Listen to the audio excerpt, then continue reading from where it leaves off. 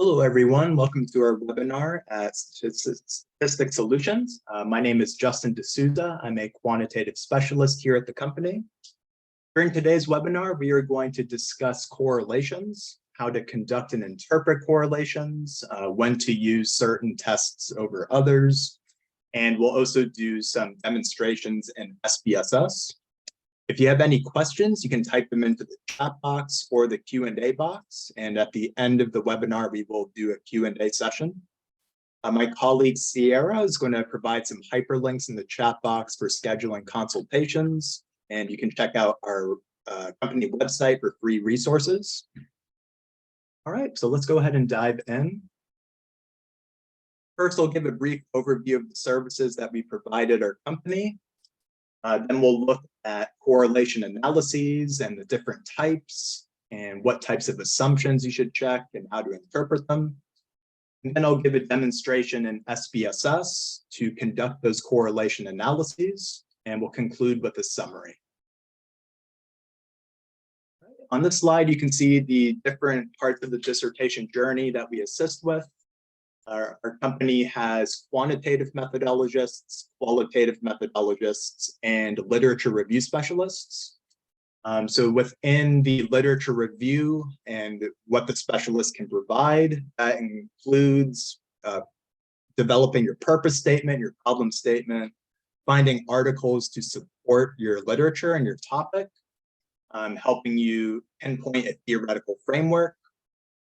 And then as far as the methodology components, we can help you frame your research questions, determine proper instrumentation and surveys to use, figuring out a minimum sample size requirement for your research, and helping you frame your data collection procedures if you're using archival data or maybe a self-report survey through use of SurveyMonkey or Qualtrics.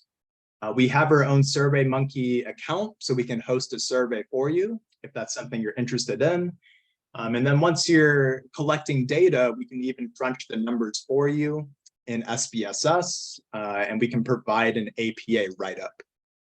And then we also assist with the final chapter, the discussion, PowerPoints for both proposal and final defenses. We can help do a mock defense with you and develop that PowerPoint. And then we also assist with journal publications. So if you have any questions about the services, you can give us a call at 727-442-4290, or you can use the link that Sierra put in the chat box. All right, so we're looking at correlation analyses today. And generally, that's used when you're testing the association between two variables of interest. But before we get to that point, it's important to lay the foundation for the different types of variables you can have. Generally, variables will fall into one of these three categories. They can be continuous, they can be nominal, or they can be ordinal. So a continuous variable is a variable that falls on a continuum or a range. It's often called interval, ratio, or scale as well. So examples of these include test scores, temperature, weight. If you're using a previously validated Likert scale survey that goes from strongly agree to strongly disagree, for example, once you're developing composite scores from an instrument, that variable is often considered continuous. A nominal variable is a categorical variable. So there are distinct categories, but there's no intrinsic order to them. There's no hierarchy. So examples like gender or ethnicity or passing and failing of an exam. Then underneath a nominal variable, we have a subset. Those are called ordinal variables. And these are similar to nominal variables. They're categories, but the categories are ordered, ranked. So for example, on a demographic questionnaire, you might be collecting age. And if age is a multiple choice response where you have categories like this that go up a ladder, that is considered ordinal. If age was a fill in the blank response where you're seeing specifically how old someone is, 22, 26, 35, whatever, that would be considered continuous. So a fill in the blank response for age would be continuous, and a multiple choice like this is ordinal. Another example of the ordinal item would be a Likert scale question. So a single Likert scale question ranging from strongly agree to strongly disagree. Because you can assign numbers to these, 1, 2, 3, 4, 5, this would also be an ordinal variable. So with that understanding, most analyses fall into a parametric family or a non-parametric family. Parametric statistics are based on assumptions about the distribution of the population from which your sample was derived. So the typical assumption is that the data follows a normal distribution. So I'm sure everyone here has seen a bell-shaped curve at some point. That is the underlying assumption when you're running parametric analyses, is that your variables are following a bell-shaped distribution. And typically parametric analyses are used when you're looking at continuous variables. Okay, and two examples of parametric analyses here, we have Pearson correlations and point biserial correlations. Non-parametric techniques do not have strict underlying assumptions about the distribution of the data. So you don't necessarily need to have a bell-shaped distribution to run these tests. Some examples here are Spearman correlations, Kendall-Tau correlations, and chi-square tests and dependence.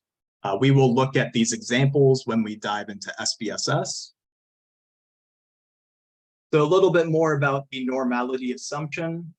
When you're running parametric techniques, Pearson correlations, point biserial correlations, but even going into things like t-tests, independent t-tests and ANOVAs, you typically need to have a bell-shaped or normal distribution for your data. There are many ways to check for normality.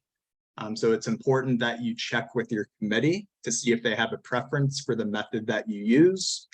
The methods I prefer and the ones I see most often are Shapiro-Wilk tests or Kolmogorov-Smirnov tests. These are tests of significance in which they provide a p-value that tells you, does the data follow a bell-shaped curve or does it deviate from a normal distribution? You can also use skewness and kurtosis statistics, and you can even use scatter plots like normal PP scatter plots or QQ scatter plots or histograms.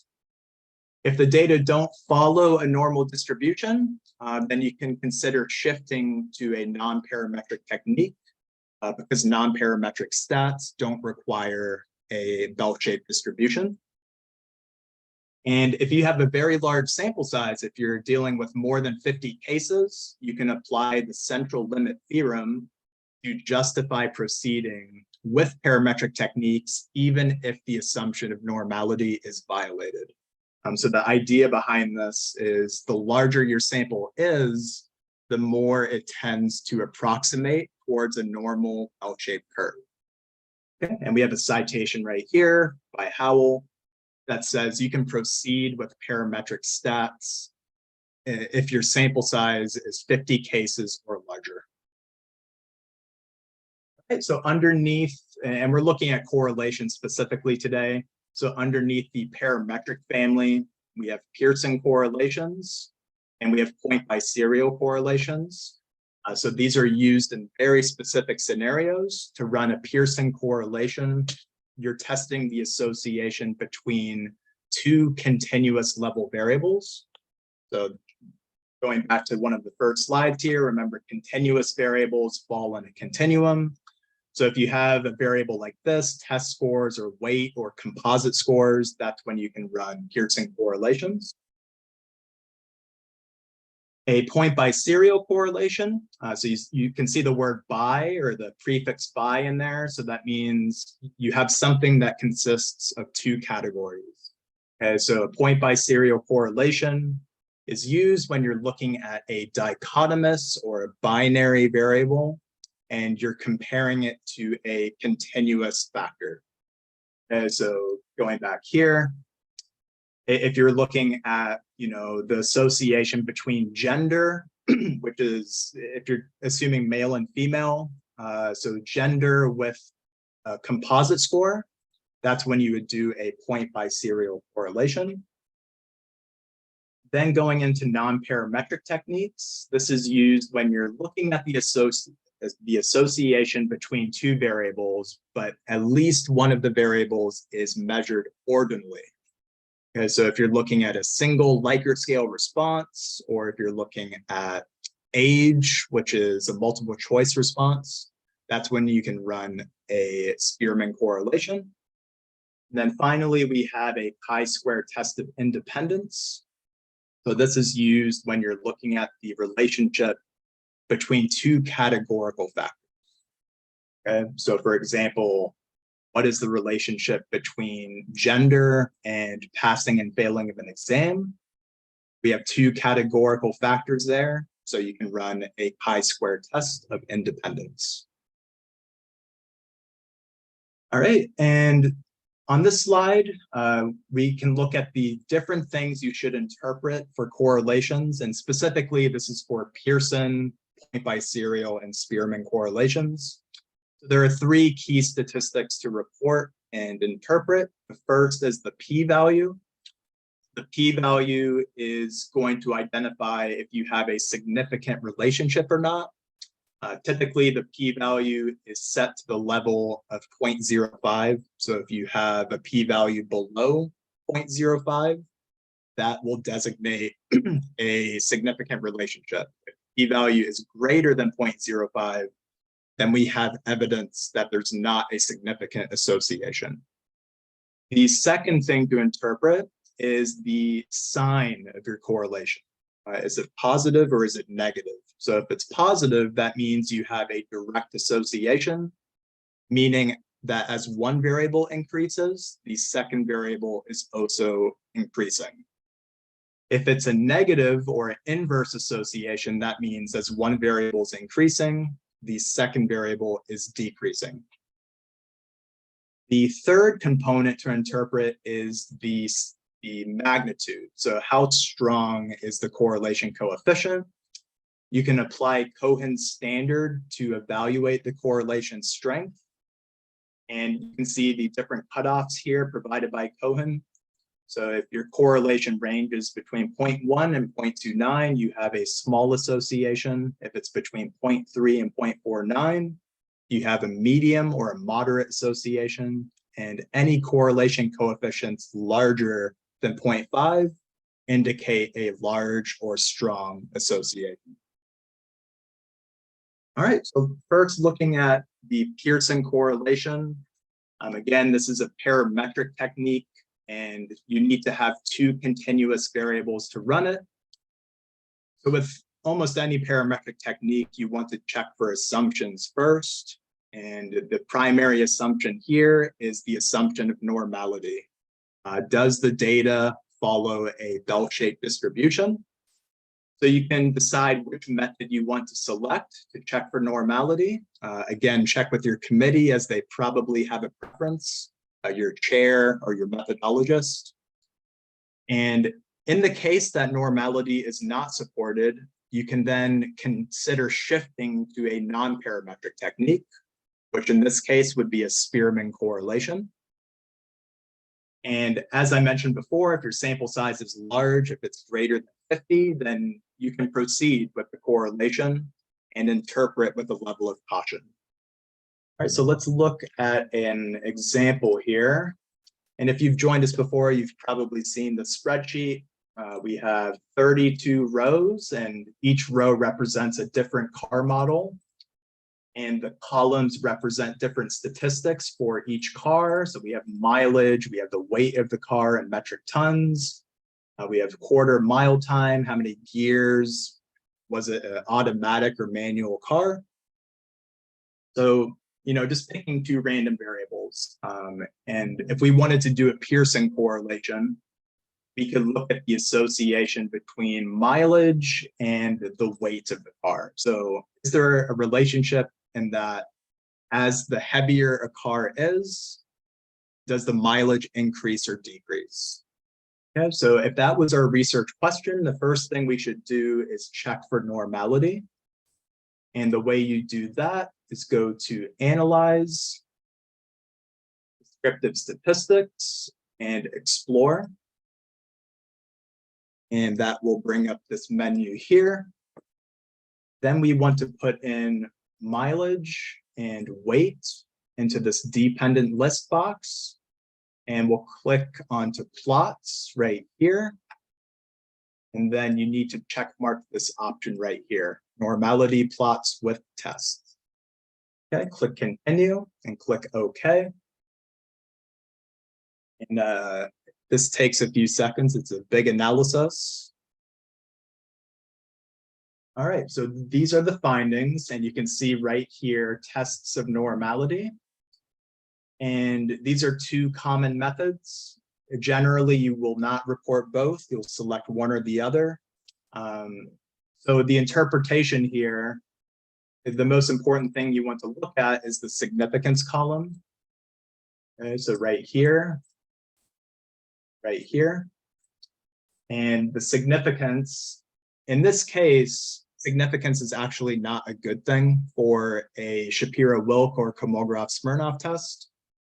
Significance would mean that your data are significantly different than a bell-shaped curve, which is not ideal. So it's a rare time in statistics where you want to see a non-significant result. So you want to see a p-value greater than 0.05. And regardless of which test we use, the Kolmogorov-Smirnov or Shapiro-Wilk, findings are all not statistically significant. All the p-values are greater than 0.05. So that means that both mileage and weight meet the normality assumption. We can proceed with Pearson correlations. And to run the Pearson correlation, we'll go to Analyze, Correlate, and Bivariate. And then you can put in mileage and weight of the car and just double check that Pearson is check marked here. It should by default be check marked. And then click OK. And here we have the findings. So going back to the slide right here, what are the three things to interpret? First, you look at the p-value, which will tell you, do we have a significant association or not? And the significance, so sig, that is the p-value.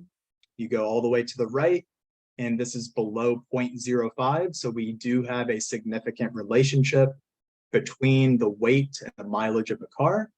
That is step one. Step two is identify the sign or the directionality of the correlation. Here's where we look at the correlation coefficient right here, and we can see it's negative. So that means we have an inverse relationship between weight and mileage, meaning that as weight of the car increases in metric tons, the mileage tends to decrease. Intuitively, that makes sense. The heavier the car, the lower the mileage efficiency. Right. And then the third thing is interpreting the magnitude of the relationship or the strength of the association. So we take our correlation coefficient of 0.868, 0.87 rounding, and we compare it to these thresholds here. And we can see that it's above a 0.5, meaning that we have a strong association between mileage and weight. So altogether, we have a significant association. It's an inverse relationship, and it is a strong association. All right, that is a Pearson correlation. Point by serial is also considered a parametric technique. And this is used when you're testing the association between a dichotomous or a binary variable and a continuous variable. Because this is a parametric technique, you need to check for normality again. So let's find a potential option here.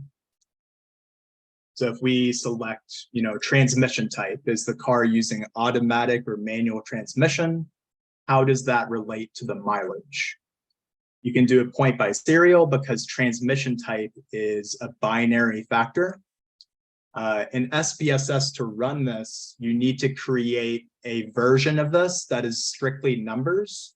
So you can see right next to it, I have transmission type and then transmission type recoded. So this is the numeric version of it, where a 1 is automatic and a 2 is manual. And you can actually designate those categories here in variable view. So you can see right here, 1 is automatic, 2 is manual. Okay, so then we can go to the same menu, correlate and bivariate. And you can see there's not a point by serial option. And the reason for that is because the calculations and the math behind a point by serial are identical to a Pearson correlation. You just need to have a Pearson correlation selected here. And we need to take out weight and put in transmission type and click OK. And we follow the same interpretation. So first of all, do we have a significant relationship between transmission and mileage? Yes, we do. The p-value is below 0.05. What is the directionality? It's a positive relationship. Okay, so what would that mean in this case? Because manual is coded higher than automatic, manual's a 2, automatic is a 1, you make the interpretations in terms of manual. Okay, so what this would mean is that because it's a positive correlation, manual cars or a manual transmission has better mileage than an automatic car. I rarely run point by serial correlations. I think it doesn't give you enough detail. So if you had a dichotomous or a binary variable with a continuous variable like this, I would run an independent t-test personally instead, and I can show you that. You go to analyze, go to compare means and proportions, and then an independent sample t-test. We'll put in mileage up here, and transmission type is our grouping factor. And then click OK. So this will give you far more detail than a correlation because you can see what the actual mileage is for each transmission type. So we can see the manual car has an average of 24.39 miles per gallon, whereas the automatic is 17.15.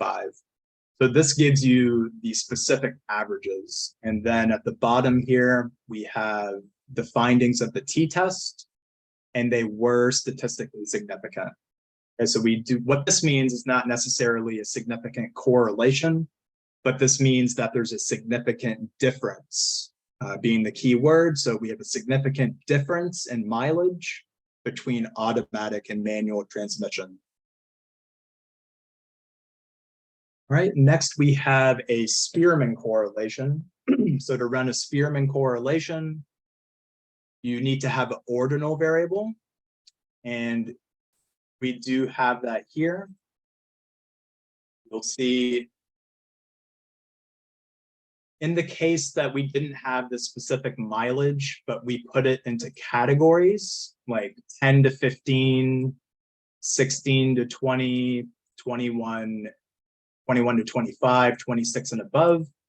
If you had multiple choice categories like this, that's when you do a Spearman correlation. So you can see those categories here. So this is where you could do a Spearman because we have an ordinal factor. And again, we could just use weight of the car. Go to correlate, bivariate, and I'll take out this mileage and instead use the ordinal mileage, and we'll put in weight of the car again. Then make sure that Pearson is not checkmarked and checkmark Spearman correlation and click OK. What do we have here? Again, we have a significant relationship. We have an inverse association between weight and the mileage. And this value is greater than 0.5. So it's a large or a strong association. Right, and the final type of correlation that we have is a chi-square test of independence. This is used when you have two categorical factors. So for example, if we're looking at engine type with transmission type, these are categorical factors, so we can run a chi-square test. So you can see how these are not numbers. There's no ranking or hierarchy to them. This is a perfect example for a chi-square. So we'll go to Analyze, Descriptive Statistics, and Crosstabs. And then you'll put in transmission type, and you'll put in engine type. Then you need to go to Statistics right here and check mark this box, chi-square. Then you can click OK. And what this will present is a cross tabulation between transmission and engine type. So for example, we have 7 cars that were automatic transmission that had a straight engine. We had 12 cars that were automatic engine and a V-shaped engine type. And then at the very bottom here, you can see we have the findings of the chi-square test. And the most important value is the significance. And because this value is greater than 0.05, that means we don't have a significant association between engine type and transmission type. Typically, when you do see significance, you'll have a cell that is significantly larger than the others. Okay, so in summary, first you have to pinpoint your research questions and identify the level of measurement for each variable. Is it continuous? Is it nominal? Is it ordinal? Then based on the level of measurement, you can pinpoint what is the best statistical analysis to run. And if you're doing parametric techniques, Pearson and point by serial correlations, you'll want to check for the assumptions prior to running that test. And if the assumptions are not supported, then you can consider shifting to a non-parametric technique, or you can justify proceeding if you have a very large sample size. All right. If we have any questions, you can type them into the chat box or the Q&A box. I don't see any questions so far. If I went too quickly through any of the slides, just let me know and I can backtrack. And we'll send everyone a copy of the PowerPoint as well as a copy of the webinar recording.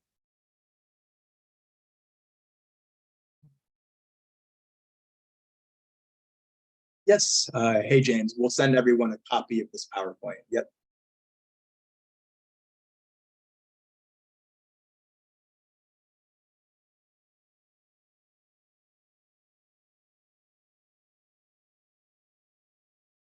We have any questions? Any questions about correlations or the best analysis to run?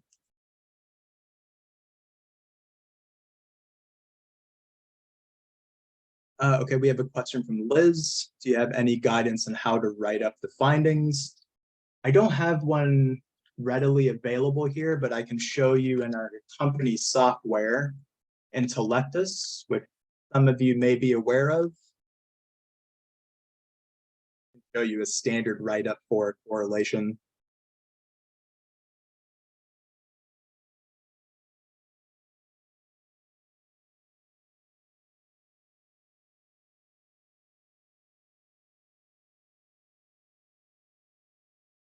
Let me find a good data set here.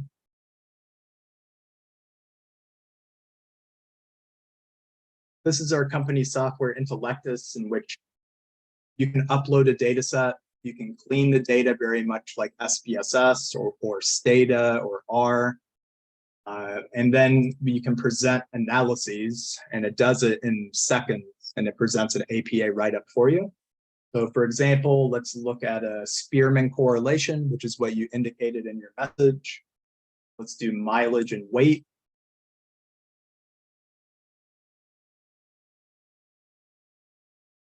Okay, so this is the typical write-up. So you'll have your research question at the very beginning, then perhaps a definition of a Spearman correlation. which we have here as well. If you go to data analysis plans and go to Spearman correlation, you have hypothetical research questions and then a couple paragraphs about Spearman correlations, when to run them, what are the interpretations. So here we go through Cohen's standard, which we reviewed in the PowerPoint, the different thresholds. I don't always see this assumption presented in write-ups, but you can present a scatter plot of the relationship. And then this is the most important part down here. So what is the result of the correlation? And then you present the stats. Okay, so you have your correlation coefficient, you have your confidence interval, also not something I see all the time. You have your sample size and you have your p-value. And then this is the interpretation. So we have a significant negative or inverse association between mileage and weight with a correlation coefficient of negative 0.89. And this was a large effect size because 0.89 is larger than 0.5. Yeah, this is a standard APA write-up. Does that make sense?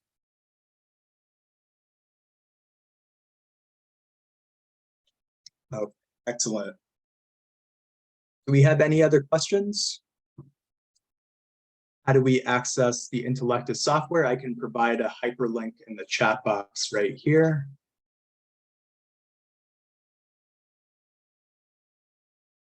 There it is.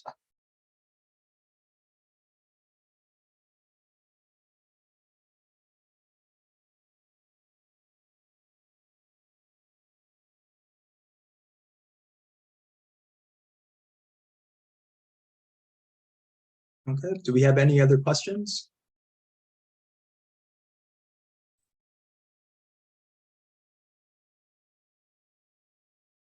Hey, Jacob, yes, we're going to send a copy of the PowerPoint slides and a copy of the webinar.